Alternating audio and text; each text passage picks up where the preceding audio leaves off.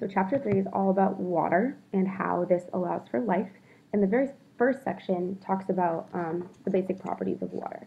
So overall, water is what your book calls the biological medium on Earth.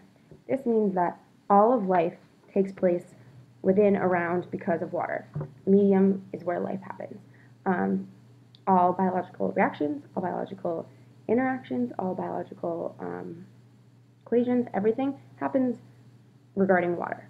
And all living organisms require water more than any other substance. So obviously, humans need oxygen to be alive, but your cells couldn't function if there wasn't water. So there would be no need for oxygen.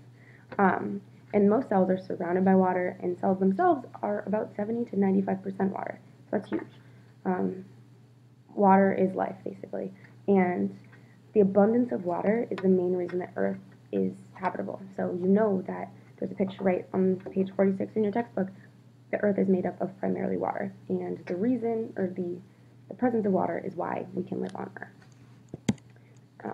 Just like this guy here. He's living on the water. But the first section says that polar covalent bonds in water molecules result in hydrogen bonding. And so think about covalent bonds. The electrons are shared between the oxygen of one water molecule right here and the hydrogen of another water molecule. And so this is very important. We need to talk about where the electrons are shared. So you know that the nucleus of an oxygen atom is much more positive than the nucleus of a hydrogen atom, because hydrogen atoms only have one proton and oxygen atoms have many more protons. So they just have a stronger positive force.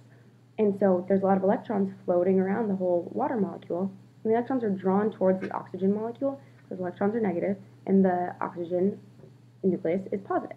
So the electrons just kind of tend to hang out by the oxygen atom instead of by the hydrogen atom.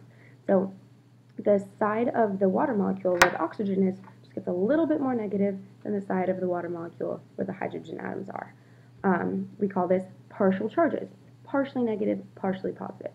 This is different than an ionic bond where one molecule is fully positive and one molecule is fully negative. That's like a really strong magnet being attracted to each other, whereas in hydrogen bonds, the oxygen's a little bit negative, the hydrogen's a little bit positive, so they're a little bit attracted to each other, like weak magnets. And these hydrogen bonds are only about 1/20th as strong as covalent bonds. So it's important to note that they are not actually holding molecules together themselves, they're just keeping molecules kind of by each other. And the property that allows for this is the fact that water molecules are polar. The opposite ends have opposite charges. Like I said, the oxygen atoms are a little bit more negative than the hydrogen atoms, which are a little bit more positive. So when we look at this picture right here, this little weird D right here, delta negative and delta positive means partially. So slightly negative, slightly positive. And this polarity, the fact that the water molecules have a positive end and a negative end, allows for the water molecules to form hydrogen bonds with each other. So these hydrogen bonds are these guys right here between the water molecules, right here, right here, right here, right here, right here, right here. They happen between the oxygen atom of one water molecule and the hydrogen atom of another. Like I said, they're only about 1/20th as strong as covalent bonds, and they are constantly changing. They're very dynamic. They're forming, they're breaking, they're reforming, because water is always moving, right? It's a liquid. And so if the hydrogen bonds weren't forming and reforming, it would be a solid. But since it's a liquid, it's always changing. And they usually last only for about 1/20th of a second. So they're changing very, very quickly. And as we'll talk about later, hydrogen bonds and polarity are why water allows for so much life on Earth, why water has so many cool properties that we can live.